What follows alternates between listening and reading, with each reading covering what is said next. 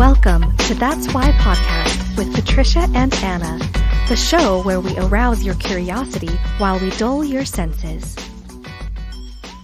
Hello, Patricia. Hello, Swan. How are you? I'm doing fantastic. I got to hang out with you on Saturday. Yes, we did. That was an experience we'll have to talk about at some point. It was a good girls' night out, though, got everybody together. Stayed at the Grand America in Salt Lake City. Never been there before. I mean, I've only been there for events or weddings, but I've never stayed in a room. For me, it's a little bit too gaudy with the gold embellishments, but you can see a lot of money was put into that place. I think it's fancy. It's a little bougie. Yes. Not gonna lie. Yeah. I even asked you because, so she was so kind to treat me for my birthday and my experience got ruined. We'll have to cover that in another episode.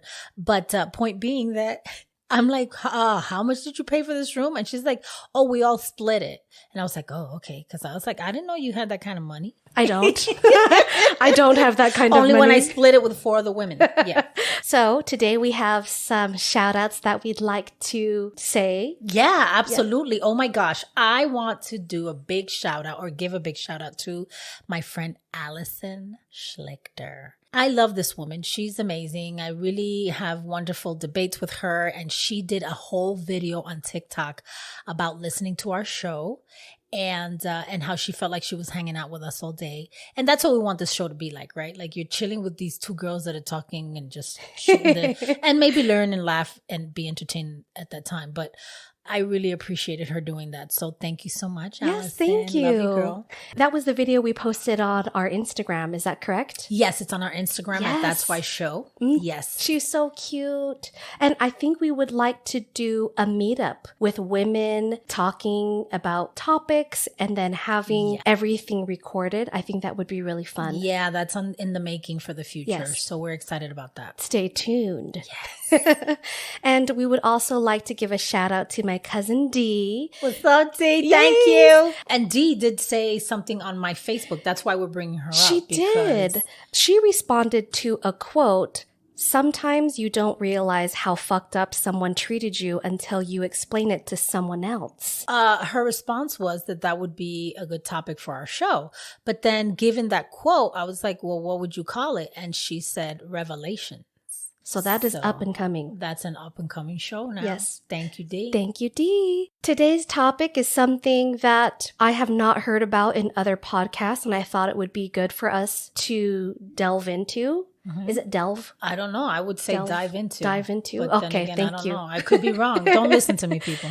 But it's scents, our smell. Yes. And we have 5 senses. Yes. So we have 5 senses, right? We know that it's sight, hearing, touch, smell, and taste. Usually it goes in that order. But smell itself is the faculty of power of perceiving odors or scents by means of the origins in the nose, also called olfactory. Having said that, scent is so powerful, just like all our other senses, but it can control your mood. And we have what's called pattern recognition or retention of the brain. And we can predict certain things based on what we smell. And we know that there's a sequence of events. Let's say that you're cooking something and you know that whatever stage you are in cooking this thing, the next smell is going to be just like when you're preparing seasonings and then you fuse them all together.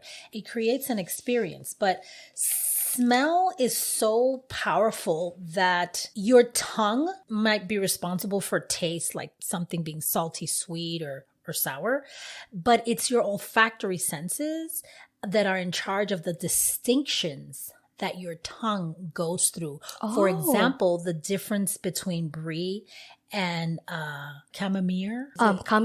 Camembert cheese? Yeah, camembert cheese.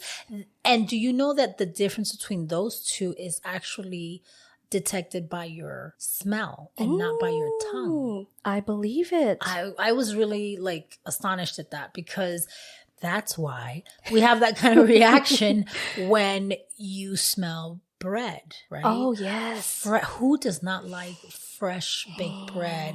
And I'm sure that there are people who don't like coffee, but that smell of coffee. Like it really exudes like a certain emotion. So it controls, there's good odors and there's bad odors. I would say coffee and bread is in the good category. What about Agree. you? I love coffee and bread. Right? When I was younger, even in kindergarten, my grandma would make me coffee with condensed milk and then with French bread and butter. Yeah. Girl, So, is she Dominican? But isn't it nuts? Like I drank coffee when I was 4 years old and it was just, tradition. Exactly. But then in America, they're like, don't drink coffee till you're older. And you know what reminds me of my grandma? Tiger Balm and mothballs and fish sauce. Mothballs. That smell. Wow. All three of those. I'm like, grandma. And it's Isn't that and it takes you somewhere in your It mind, does. right? I'm like, fish sauce, mothballs, and Tiger Balm. Okay, so that's good in your mind. In Someone my might mind. think mothballs, but so some good scents, I would say, like I said, baking bread, flowers, peppermint, when you pass by a certain restaurant. Bad smells, probably when someone's passing gas, sour milk, people's private parts that may not be very hygienic. I'm sorry, am I painting a picture for you guys? Sorry. Smell is so key to our survival, to our well-being. For example, I didn't know this. My husband told me this. That gas, when you turn on your stove, actually there's a smell that's added. That's correct. I didn't know that. I'm like, it smells like gas, thinking that that's just natural. No, it was added, and it was added as a foul smell to alert us, right? That it's dangerous to have the gas on and light up a cigarette 3 hours later. And you know what I mean? Like so certain smells are really important and they warn us of danger. But then also, like, for example, if someone's vomiting, that's not a good thing, right? So if you smell vomit, it's an alert that there's something awry in the body and it's trying to, expel it. And therefore you need to, but it's so like that mothers, that's why my sense of smell it was a lot more heightened after kids, because if my kid threw up or if they were stinky, I would immediately attend to them. You know what I mean? Yes. No, something's wrong. Exactly. Remember when everybody had COVID? Did you lose your sense of taste and smell? Absolutely. I couldn't cook anymore because I was salting everything. And it's funny because my husband was like, really? And I'm like, no, really. I have no sense of taste or smell. And it took me, I want to say, a few months. So definitely 4 weeks. But That's it was so over sad. That. Did you lose? 24 hours. Just 24 hours? Yes. No. But in those 24 hours, the only thing I ate were salt and vinegar chips because I could taste it. Absolutely. Oh my gosh. That's interesting. 24 hours. I've never. It was after, remember you and I went to eat dim sum? And then after I came home, I was like, I can't taste anything. Oh, wait, was that you? Oh no, I apologize. Are you I went to confusing eat. me with some other I'm bitch? No, I'm just kidding. Annie, the pregnant one. Oh, sorry, Annie. I apologize. I went to go eat dim sum with her and Rachel and Peter. Then I lost my sense of taste. But it was so fast because I went to eat dim sum, went home, and then I was like, I want to eat a dumpling. Took it out of the container. Within the 10-minute drive coming home, I couldn't taste anything. That's amazing. Isn't that crazy? Yeah. And it does affect you. Like, I thought to myself when that happened to me, like, let's pretend that it never came back. My quality of life would deteriorate. Don't you think if you didn't have sense of taste and smell, you would eat less? I felt like I wanted to eat more to achieve some type of flavor in my tongue. Oh, it was a vendetta for Like, you. I was like, okay, what if I eat this? What if I eat this? But everybody was like, if you lose your taste and smell, then you lose your appetite. Really? It didn't work for me in those 24 hours. Well, I've heard that about people, like, if they go down on someone and they don't smell good, they're like, I'll never do that again. That's a scary, so you could traumatizing lose your moment. appetite for some things, obviously, but not for others. Do you remember? I'm sorry, I relay everything to sex. But Do you remember when I told you about when I was in the other room at the hotel and the other room had a prostitute? Oh, That yes. And then the prostitute was telling the guy in the room, she was like, yeah, I had this experience going down on a guy and it smelled and tasted like cheese and blah, blah, blah. And I was like, oh my God. But I think that that's why people, like, when you have an experience and it's so strong like that, right? Like every time. Oh, and we have a story about that later. But your sense of smell can take you somewhere, and it can also help you relive traumas that you've been through. Oh, another thing I've noticed, you walk into a room, it's a classroom, and you're like, whoa, it's funky in here, a little musky, you know? And then you want to probably barf when you first walked in. But what? 15, 20 minutes later, you're like, oh, it's not bugging me as much. To the scent. Yeah, you acclimate to the sense. I love that about our bodies because obviously we need that. Can you imagine? You wouldn't be able to go anywhere because there's always some scent lurking in the corner waiting, you know, to attack you. I think I told you when I went to Comic-Con last year. Was it last year? But anyway, when I went there, I walked into the convention center and I was just hit by smell. I described it as like stinky body odor or like a library. Oof. You know, like that BO bitterness. That bookworm smell. That's what my girlfriend and I call it. There's a bookworm smell that it's almost a little oily, like, you know. Yes, dirty hair. Oh gosh. Yep, yes. I know. Ooh. So I like Comic-Con, but not the smell. And then I went to a hot yoga once and I couldn't stand it. I did one class and that was it. That's way too many scents in there. Too many pheromones blowing at the same time. And then this guy in front of me, when he left the class, he took his mat, and then when he whiffed the mat, the smell went to me, and it was like sour, stinky feet. I passed out. I was like, ooh. And I'm sorry, people, here I go again. I know I relate everything to Seinfeld, but there was the Seinfeld episode where this guy, so I think they go to a restaurant and Jerry gave the guy the key for valet. So the guy had like extremely strong BO. And I have experienced that myself with other people. And, you know, I'm phobic about I'm always wearing perfume and deodorant. And by the way, I'm not getting paid for this, but Lumi is the bomb. You introduced me to Lumi. Yes. I don't care what you got going on. Lumi will kill it. Yes. And you can use it as a deodorant. You can use it for your feet. You can use it for your privates. It's really amazing. So I experienced that. But anyway, going back to the Seinfeld episode, so nothing would take that smell out of the car. And subsequently, it infected the people that were in the car. So it infected Jerry and Elaine. Oh my gosh. And Elaine tried to wash her hair out with like tomato sauce. Like everywhere they went, like this BO had a life of itself. and it was hilarious. Anyway, I'm like, that's how strong BO. Have you ever done that where you go somewhere and no one's around and you're like, someone with bad BO was here? Yes. And it just infects the air. When I went to 24-Hour Fitness years ago, there was a guy that worked out and he always smelled like deli meat, cured deli meats. And I was like, prosciutto? Salami? Which one of the cured meats is this? So I could smell him. And if he left, I knew that he worked out because he would leave his essence there. Yes, leave your essence. That's not the essence we want, people. So anyway, scents are powerful for sure. Yes. And did you know that your nostrils will close every couple of hours? Because some scents work better with faster moving air and some scents work better with slower moving air. And that's why sometimes your nostril will be a little bit, not clogged all the way, but a little bit closed up because it will alternate every couple of hours. The blood will flow to the sinus on your left side or right side and kind of constrict that area. That is interesting. And that's your body's way. Your body is in a constant state of regulation, right? Yes. And I could see it doing that, right? Depending on what scent you get. I wonder if it's just, well, it has to be. Remember that whole thing on social media where they put the gold dress and the blue dress and people saw different? Yes. Because ocularly your vision, depending on I can't remember what those things are called, but everybody has a different amount.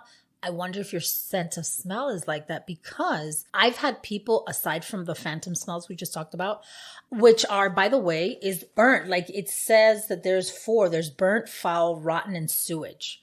Those usually are the 4 that people smell. But the point is, have you been with people that never smell anything? Men have worse smell than women. I could see that. That's why women are better at wine tasting than men. Interesting. I didn't know that. Yeah. But definitely I know that that's something, especially moms tend to have a heightened sense of smell after they have babies. Yes. There are different ways to date, right? Yes. Tinder, whatever, those websites. There is a website called smell.dating where you wear a t-shirt for 3 days, and that is how you find your date. And I will show you. Wow. Smell dating. She's looking it up. I'm seeing it live. It says how it works. We send you a t-shirt. You wear the t-shirt for 3 days and 3 nights without deodorant. You return the shirt to us in a prepaid envelope. We send you swatches of t-shirts worn by a selection of other individuals. You smell the samples and tell us who you like. If someone whose smell you like likes the smell of you too, we'll facilitate an exchange of contact information. The rest is up to you. That is so interesting. Yes. Have you been with someone that it doesn't matter how funky they can smell, and you know that they don't smell good, but it doesn't smell bad to you? Right. It's got to be something like that, right? Like something in their chemistry is just jiving with yours. Yes. Aside from the fact that you're probably enamored with this person, right? Would you date someone based on smell exclusively? Do you think you would try that? I think I would. I think that I'm anybody that knows me, I love that energy, right? That aura and jiving with someone's chemistry. I think that that's what that is. That's chemistry. So yeah, if I were single and I'm like looking and on the prowl, I'd be like, ooh, that smells good. I'm interested. I'm intrigued, right? Those pheromones. Speaking of pheromones, we were discussing how nature is so interesting because there was that study that was done that we were talking about where there were 10 participants, male and 10 female, and they were kind of like coerced to say, okay, smell this as a potential partner, right? Do you like the scent of this individual, without them knowing that some of the shirts that they were smelling were family members, like their children or cousins. I think it was like 9 out of 10 times they did not like the scent unless you're kissing cousins. That's a whole different story. But they did not like they were repulsed by the smell of like their children, or do you know what I mean? And or their it's cousins. a protection, so that way you don't procreate or have incest. Exactly. And so our bodies, and even animals are like that too. They don't want to have sex with their brother or sister unless it's what they have. If that's all they have in their environment, then of course they would procreate with their siblings. But typically they will go to a different area for their territory. Right. You But know? I find it interesting that, it's essential. I don't think that it's not important that if your sense of smell doesn't work, who cares? I think it's important for many things, for the joys in life and the protection and not procreating with the wrong people. It's interesting though, because even though we have the pheromones, we do mask it with perfumes and lavender or whatever we have. When I was doing some research, the perfume industry is $74 billion.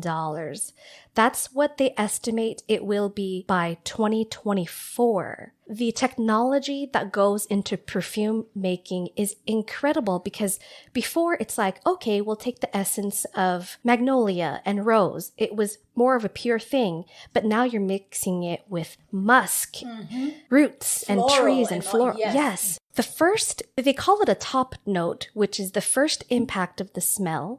Then there's a middle note, which is the main perfume character. The base note is the long-lasting solvents like ethanol or water. The largest perfume manufacturer is based in Switzerland. And I want to show, well, I guess you guys will listen to a clip, but I want to show you a clip of this right here. It's so scientific. It's really amazing what goes into those aromas. It's fun though. Absolutely. Everything starts with a purpose. You have to create with purpose. Either you have an idea on your own, or you have a brief from a customer. Briefs can be very different, such as a statement, a poem, or a mood board. One Japanese brand gave Givaudan's perfumers just a one-word brief to work with: black. You always have a narrative to start with. And our work is really to translate this narrative into a fragrance. If I was What would you say this would be if I came to you and I said, I want a perfume and the word is velvet?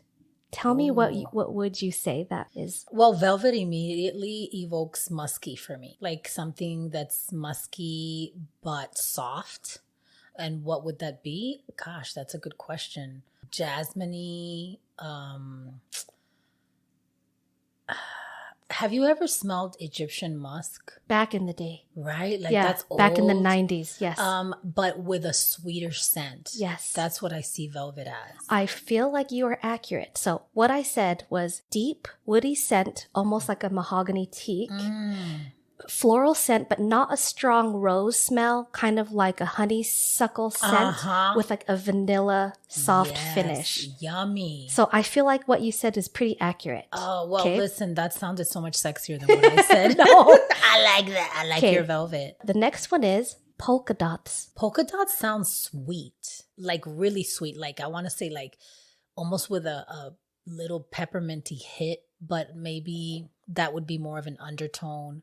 And then like a clean, sweet smell. Does that make sense? Yes, that makes sense. So my description was sugared fruit with a light scent of powder, kind of like baby powder, but a very soft hint of a lemon or a citrus, something like a fruity, but yeah, a sugared fruit. Okay. So when you said something sweet, Yeah. I think, Isn't that interesting? Because Yes. it's playful. It's also very playful. I mean, Yes. when you think polka dots, yes. for sure. All right, now I want you to tell me which is banned and which is still in use. Oh, okay. All right. Castoreum is beaver anal secretion. It's still used in schnapps, brandy made with fruit. Beaver butt goo, and it has a vanilla raspberry scent and flavor. Musk, animal anal secretions. Ambergris, which is sperm whale secretions, and they'll find it usually in the whale digestive tract, found on beaches, naturally occurring once it's kind of fermented. And then civet, which is the anal secretion from a cat-like animal native to Asia and Africa. So, do you think musk is banned or it's still in use? That's the animal anal secretion. So there's a lot of anal going Yes. on around here. Yes. And I'm wondering what is the foundation to that? Like, what do you know? The musk has that, what you were saying, that deeper woody smell that usually cologne has. And that's what they used back then. They would use the animal musk anal gland for that, but then they would use the fats to polish shoes. Yeah. So they always kind of used the whole animal, especially during like the trappers back in the day, you know, with Okay. like the fur traders and everything. Yeah. Okay. Before regulation. Before regulation. Do Okay. you think So the question is, do I still think if musk is banned or do you think it's still in use? I think it's still in use. It's banned. You're kidding. Do you think castoreum is banned or still in use? That's the one that's the beaver butt goo and it has the vanilla raspberry scent. I think it's still in use. Yes, Yeah. it's still in use. What about ambergris? That's the sperm whale secretion. No, I don't think that's in use. Correct. Banned. Civet, the anal secretion from the cat-like animal. Ooh, still in use. Banned. Oh, wow. Okay. So I got 2 out of 5. But you know, no, I think you got half. 3 out of 5. Yeah. Okay, I But don't feel but I bad. think slowly, from what I've researched, a lot of the animal products are slowly being banned because you can synthesize the scents. Just like you gave me some vegan chicken bouillon that tastes exactly like freaking chicken Right. bouillon. I was like, how did they do this? So yeah, you're right. They don't need to put the animals through that Yes. for, you know. All right. Yeah. And when I went to Honduras, we went to an animal sanctuary and I was with Susan and Deb.